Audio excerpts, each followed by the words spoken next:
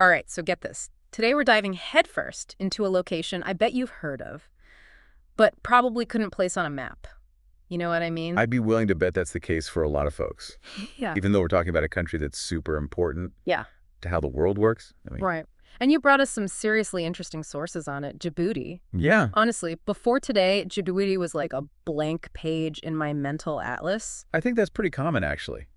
It's a place with a surprisingly big story, though. Okay, so let's unpack this. We're talking about a nation over on the eastern edge of Africa, smaller than the state of New Jersey. Wow. And yet, it's absolutely packed with military bases from all these different countries around the world. Yeah. I mean, even the United States has its only permanent African base right there. It's wild, right? So today's mission is to figure out why this tiny nation is such a geopolitical hotspot and what that means for everyone. Well, it all comes down to geography, like Yeah. so many things. Okay. It's all about location, location, location. Right. And the video we've got illustrates this perfectly. It opens with a map of Djibouti. Right. And honestly, you can barely even see the country itself under this massive pile of little base icons. And there's a good reason for that. Yeah.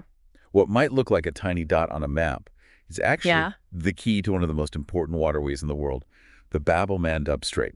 Okay, controls access. Sounds kind of intense. Sure. But in the video, they call it a global shipping choke point. Yeah. That definitely paints a picture, right? Absolutely. It's Yeah. a perfect comparison. Yeah. Imagine like a super highway squeezing through this narrow passage. And instead of cars, picture gigantic cargo ships carrying millions of barrels of oil, consumer goods, pretty much everything that keeps this whole globalized economy moving. So all that traffic is forced through this tiny bottleneck with Djibouti acting as the toll booth operator? More like the gatekeeper to a very exclusive club, Okay. one that everyone wants to be a part of. And get this, the strait handles something like 10% to 15% of global trade. It's really hard to even imagine that much traffic going through such a small area. Right. And as history often does, it took note. Yeah, and that's where we get into that whole Gate of Tears nickname I read about. Oh, yeah. What an image. Before it was a modern strategic choke point, the Bab el Mandeb was infamous for all the wrong reasons. Shipwrecks, treacherous winds, unpredictable currents, hidden reefs, you name it. This strait had it. This was a very dangerous place for sailors. And all those shipwrecks earned it that grim nickname. That then enters the Suez Canal, right? Oh, yeah. Talk about a game changer. Completely revolutionized maritime travel. Wow. It was and still is a shortcut between Europe and Asia, drastically cutting down travel time, slashing shipping costs. And guess who is sitting right at the entrance to that shortcut? Djibouti. I bet that former Gate of Tears was suddenly looking like prime beachfront property. You got it, and you can bet that sparked a whole lot of interest. Suddenly, this once perilous strait became a strategic prize, and every major power at the time wanted a piece of it. That sounds like the beginning of some serious international tension. Oh, absolutely. Yeah. The historical context is fascinating. You've got the British setting up shop on a nearby island, the Italians claiming a stretch of coastline, and of course the French moving in on Djibouti itself. The classic tale of colonial land grabs driven by strategic interests, huh? So what happened? Did Djibouti become a French colony? Exactly. Yeah. But to understand how we got from a colonial outpost to this modern-day chessboard, we need to dive into Djibouti's fight for independence and the legacy of that struggle, which continues to this day. Okay, so before we jump into that, let's pause here for a second. So we've got this prime piece of geopolitical real estate smack dab in the middle of these vital shipping routes carved up by colonial powers. What happens next? Well, like a lot of places around the world, things started to change in the 20th century. The era of colonialism started to crumble. Right. And Djibouti got swept up in that wave. But gaining independence couldn't have been as simple as just asking politely. Yeah, right? you're telling me. Yeah. It was a long road, a lot of tension. Yeah. Our sources highlight how France especially was really reluctant to let go of this strategic asset. Remember, they'd poured resources into building up Djibouti as a key port and commercial hub. It's like that friend who doesn't want to move out after crashing on your couch for a few weeks. Exactly. But like on a much larger and way more consequential scale. Exactly. And like any house guest who's overstayed their welcome, there were bound to be some disagreements. Right. In Djibouti's case, it led to years of protests, political maneuvering, even armed resistance. Wow. So this wasn't just some peaceful transfer of power. This was a real fight. Absolutely. Yeah. And it's a part of Djibouti's history that often gets overlooked, Yeah. with all the focus on its strategic importance. But it's crucial to understanding the complexities of its modern-day reality. So when did Djibouti finally gain its independence? It was in 1977, more than 2 decades after a lot of other African nations had already broken free from colonial rule. 1977? That wasn't that long ago. You'd think that after such a hard-fought victory, things would start looking up for Djibouti, you know? You'd hope so, right? But the reality was much more complicated. Okay. Imagine this. You're a newly independent nation, eager to chart your own course. Right. But you've inherited a meager hand, a small, mostly arid territory with limited resources. I'm seeing that New York Times quote again. No army, less than 1 square mile of arable land, and no resources except for sand, salt, and 20,000 camels. Yeah, it's not rough. It paints a pretty stark picture, and it underscores the immense challenges Djibouti faced. Yeah. As they enter this new chapter, how do you build a prosperous and independent future when you're starting from practically zero? That's a tough spot to be in, needing to ensure your security and economic stability without many options. So what did they do? Well, they did what they had to do. They played the hand they were dealt. And a big part of that involved leveraging their one trump card, Which was? that prime location we talked about. Ah, so they leaned into the whole strategic location thing. But how do you turn geography into a source of income and stability? By doing something that, on the surface, Mm. might seem a little counterintuitive for a newly independent nation.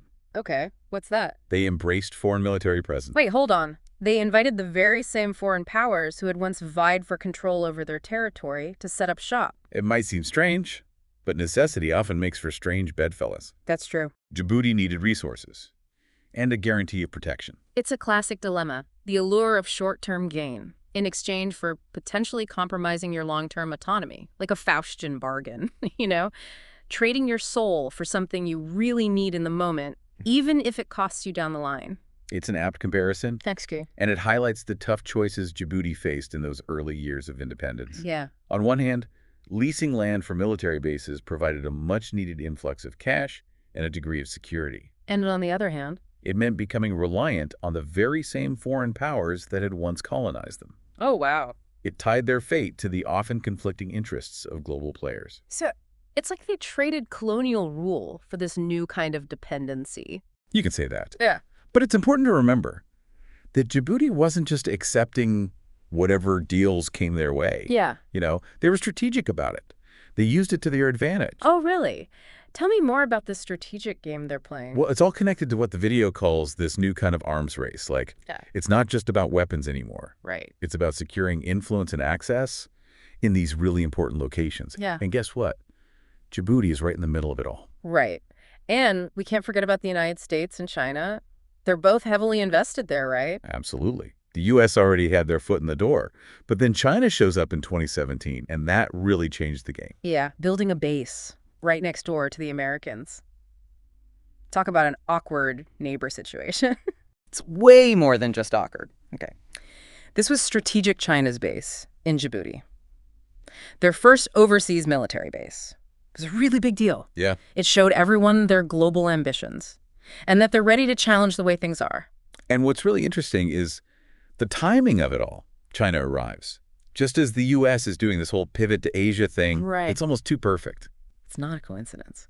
While the U.S. was focused on the Middle East and Asia, China saw a chance to boost their influence in places like Africa, places the West often overlooks. So now we've got these two global giants going head-to-head, and little Djibouti is stuck in the middle. What does that even mean for the people who actually live there? That's the million-dollar question. It's so easy to get caught up in all the geopolitical stuff. But we can't forget about the human impact. What do these foreign bases mean for the everyday lives of Djiboutians? Yeah, the video touches on this a bit. Like, what are the real consequences of having these bases in our backyard? Exactly. It's not just about the physical presence of the bases. Right. It's about the economic, social, and environmental impact. Yeah. And it's complicated. Okay, so give it to me straight. What are the positives? What are the negatives? Well, on the plus side, the bases do create jobs, Okay, and they bring money into the local economy. sure. They've also led to investments in infrastructure projects, like ports, roads, and railways. So there are tangible economic benefits. But what about the downsides? Well, there's the environmental impact. More military activity means more pollution, Hmm? and accidents do happen. Right. The video mentioned that U.S. drone crash. Exactly. No one was hurt, thankfully.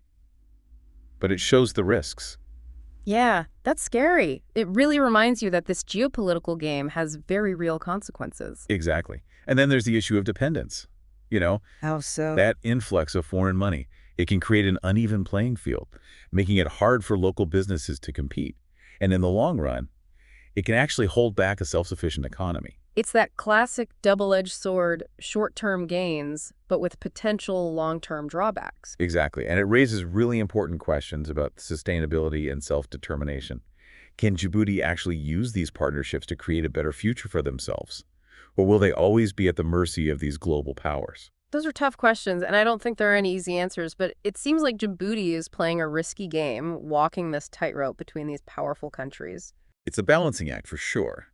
But here's the thing about Djibouti. They've been underestimated before, dismissed as just a small, insignificant country. But they've proven time and time again that they can handle complex situations, and they know how to use their strategic importance to their advantage. So they're not just pawns in this game, they're players too. Exactly. They're playing 4D chess, while everyone else is stuck on checkers. And that's what makes Djibouti so fascinating.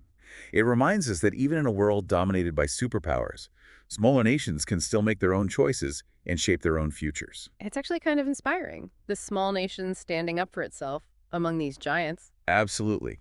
Djibouti's story is all about resilience, adaptability, and being strategic. They've shown that even when the odds are stacked against you, it's possible to forge your own path and find success on your own terms. It makes you wonder, what will happen to Djibouti? What's next for this small nation that's having such a big impact? That is the big question, isn't it? But one thing's for sure, Djibouti's story isn't over yet. Definitely not. This is just the beginning. And who knows? Maybe by understanding how Djibouti is handling all of this, we can learn something about navigating our own increasingly interconnected world. Now, wouldn't that be something? It certainly would. Well, that's all the time we have for today, but we'll leave you with this. If you were Djibouti caught between these global superpowers, how would you play the game? What would be your winning move? That's something to think about. Until next time.